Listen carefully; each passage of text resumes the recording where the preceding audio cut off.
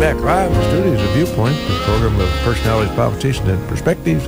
And we sure are happy to have the personalities of Gretchen, Bree, and Justin Tierney to give us a perspective on how difficult it is, and it is difficult, to recruit college students today. There's a lot of competition out there. We recognize that, and we've got Rick Samuels in charge of that department, and that admissions are the recruiting staff. They're just on the ball out there. We've changed our modus operandi. We're working hard to get out into the schools and around the area and even out of state.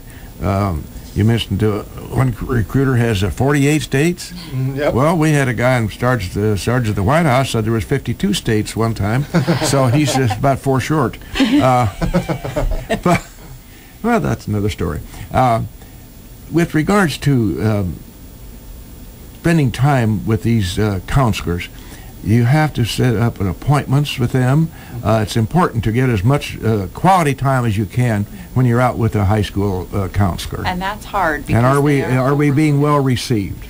I think yes, we are being well received. I know that when President Blackburn and Vice President Samuels traveled this last fall with the recruiters up in the suburbs, that we were very well received. We've actually that started kind of a trickle-down effect where we've seen some people wanting to bring students to campus. Mm-hmm. We just had a group from Addison Trail that was there not long ago, of counselors and some other folks involved in the school. Then they brought back a bus of students last week to us. We also had 3 ladies counselors stop from Arlington. One was from John Hersey High School in Arlington Heights, and the other 2 were from Barrington High School. They were actually on their way to visit schools in St. Louis and I believe Carbondale. They stopped on campus on Tuesday, I believe it could have been Monday, this week anyways, and met with us. They had been intrigued once Tora, recruiter, and President Blackburn went into the high school. They hadn't heard of Lincoln College before, and that piqued their interest, and they were headed down this way anyway, so they called and asked if they could stop there and do a tour and stuff as well. And we heard straight from them, you got to get more people on campus to see what you guys have here. So, and I would say that's one of the harder things that we do face, is getting people to actually say, I'll come down and take a look at you. Man, it's important that our president, John Blackburn, quickly recognizes the responsibility that he has to assist your department. Yes. Absolutely. And willing to spend the time, and his plate is very, very, very full. Yes, it is. And he recognizes, though, that that's something he has to keep on the plate. Right. Yep. And it's great to have our president out calling on high school counselors. Yes, it It is. says something about the quality of our college. Yep. We're very thankful to have President Blackburn, and he's been a great help, especially in the Chicago area. That's a long trip, and he's done it, a couple times, a week. I think he's done it for several visits up there, and it is definitely a difference maker. When a college president comes in to just Justin Tierney, an admissions counselor. So. Well, it's going to take a little while. The old Rome wasn't built in theory. We had things wrong. Now we're getting them right, and it's going to take a little while to get this built back up. It's important to note also, as you mentioned in our off-air conversation, Gretchen, that a lot of our faculty and staff members are alums of our school. Yes.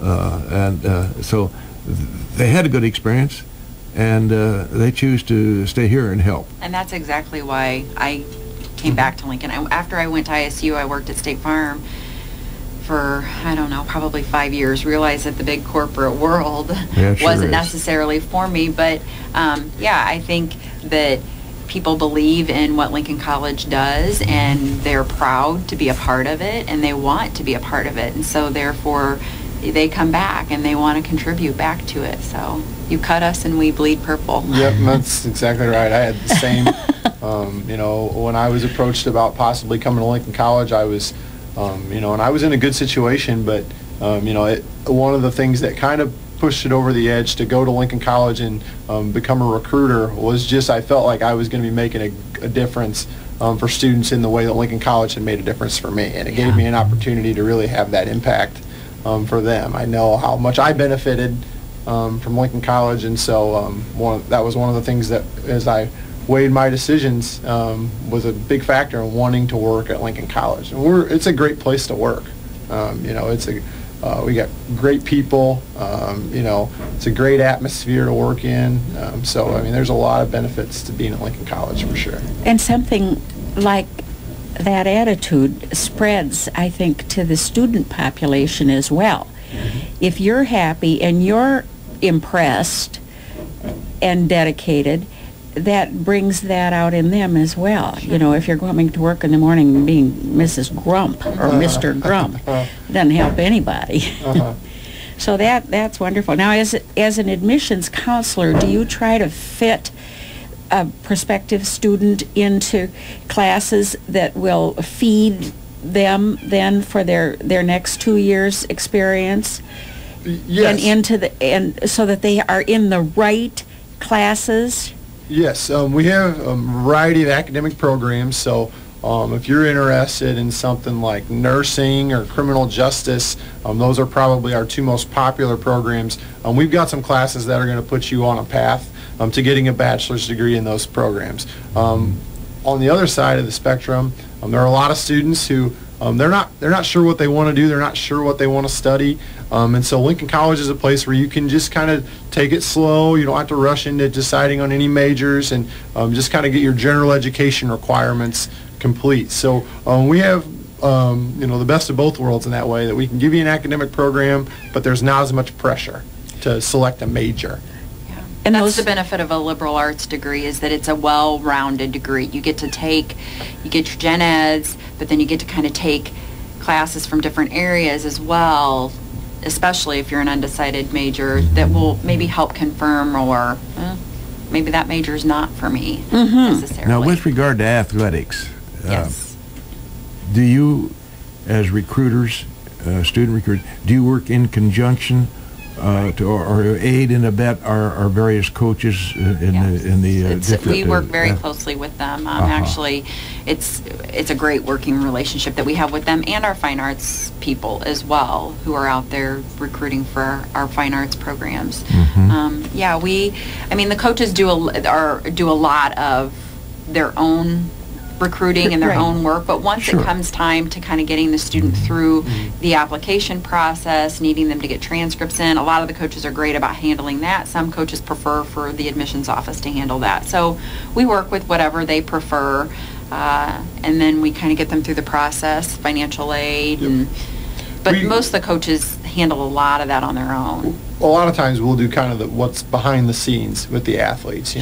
Sometimes coaches handle the actual promotion of the school and their athletic program that they're in charge of, but we still have to handle things like doing like Gretchen said, their financial aid package, and getting them to come on campus and get registered, and nursing paperwork and all those things. There's a lot that goes into getting into college. It's a lot of paperwork, which I think is one of the biggest shocks to students as they go through the process. And one of the biggest challenges you face as an admissions counselor is there's a lot of work to be done. So that's why it's important to apply early too. Yeah, and I think it's different. I mean, the admissions office here at Lincoln College is going to be different than what an ISU admissions office is. Our counselors work very, very hard. They are the people who are talking to the student about their financial aid package, about this is the paperwork that you need to get in. And another school, or at a lot of other schools, I should say, bigger schools,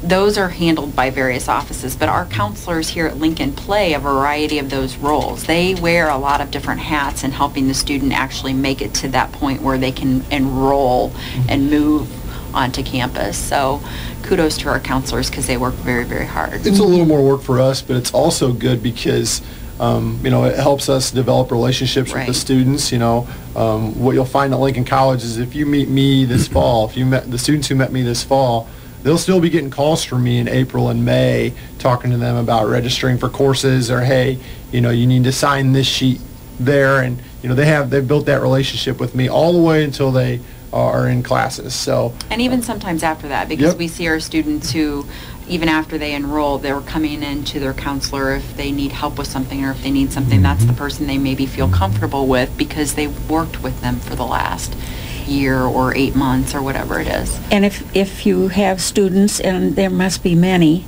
as they move on through their lives, who need tutorial help, a counselor can help them get that too, so that they'll get a better grade in whatever class it is. Yep, we can direct them to pretty much, we do our best to direct them to whatever need it is that they've got. So if they need some academic help, we've got an awesome support staff there. We've got, we mentioned off the air, Jan Bowers in her math lab. So if I've got a student who I'm talking to in the cafeteria, I say, hey, how's your experience? Are you doing okay? How are your grades? And my math grade's needs a little work, dicey, which would have been me, or was me. Then, part of my role is to go and direct them to the math lab and the tutoring centers that we have. And we're not doing it for them, but we're helping them get there. A lot of these students are first generation. They don't know. Their parents couldn't educate them on what college is like. So because they weren't there. Right. So they're looking to us to help them through that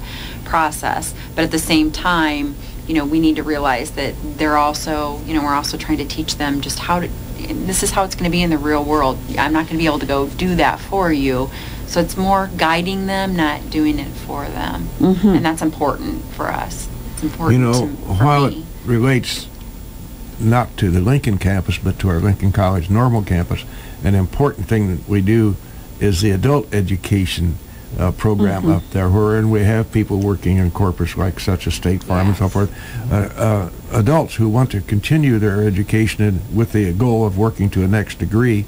And that's a very, very important thing for a lot of people up there in that Bloomington Normal area. It is. Yeah, it's a growing, that program, if I'm not mistaken, has experienced quite a bit of growth the last 5 to 10 years. And, we expect that to continue.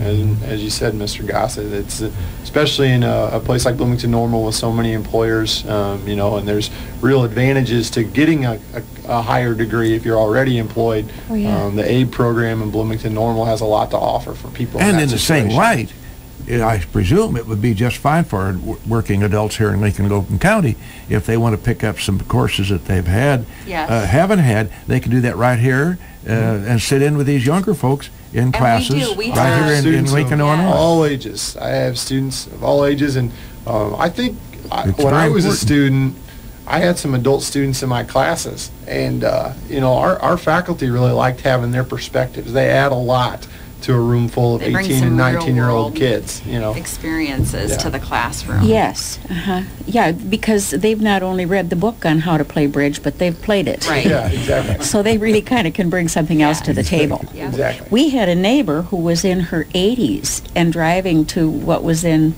SIU Springfield. Yes. Yeah. To complete a degree in teaching. She'd gone to school. All you used to have to do 100 years ago was go for 2 years. And of course that's all changed. Right. And by George, there she was.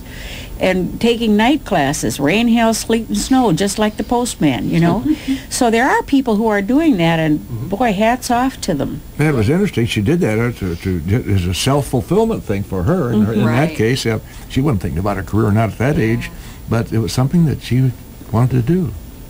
As we begin to wrap up, are there any, we'll go with Justin first, are there any unusual experiences that you can recount for us?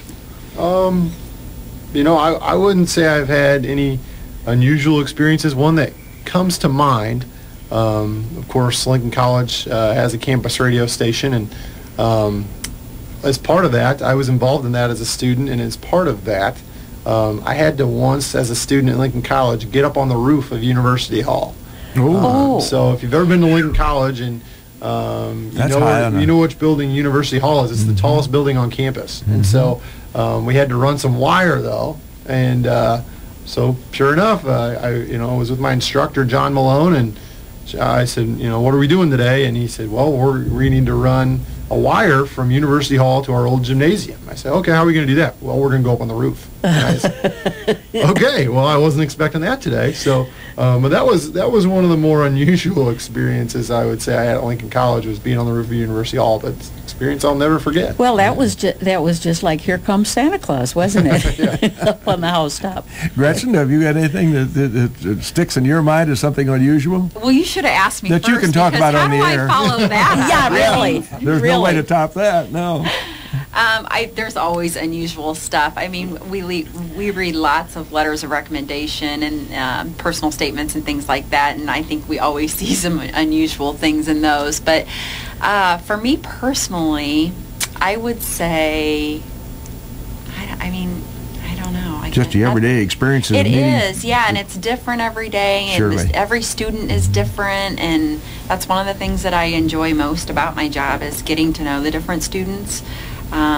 So I guess the one thing that I did that pops into mind, and it's not really an unusual experience for me, but it's just an unusual situation, and you'll have to forgive me because I didn't start the year out. I was on maternity leave, so I didn't know about the story until after I came back, so I hope I tell it the right way. But we have a student on campus. She's actually a student ambassador of ours who is here from Pennsylvania. She stumbled upon Lincoln College in Lincoln, Illinois, because when she applied to us, she actually thought she was applying to a Lincoln College on the East Coast near her. Interesting. Yeah. She came and visited, ended up falling in love with us, and she's here now from Pennsylvania, not even meaning to apply to Lincoln College in Illinois. Rode the train from Philadelphia. Is that right? You took the train from Philadelphia. By herself, if I remember right. By herself. What an interesting side story. Yeah, she's an unbelievable, she's great. She is highly, highly motivated, as you might imagine. Yes. And that's a pretty unusual, interesting student recruitment story. Yeah. Well, we've appreciated very much the time of Gretchen Bree and Justin Tierney be with us this morning, two bright stars in our recruiting office out there in Lincoln College. Little did I dream, kids, and I use that term advisedly, that when I was a kid on that campus, I'd ever be involved as I am as an adult and be so passionate about the work. We're doing a great job up there. We always try to close with Sucks you in. Yeah. That place sucks you in. You love it surely it. did you that. love Yeah. it when And you're involved. Mrs. Gossett too. She also is no longer. She what? Yeah. Well, we try to end up with the quote of the day as subject to the matter here we're going with, and this is something I picked out of somewhere, I don't remember. The aim of education is to teach a person something about everything, and then everything about something. Thank you, Gretchen Bree and Justin Tierney for Viewpoint. Thanks for having us on.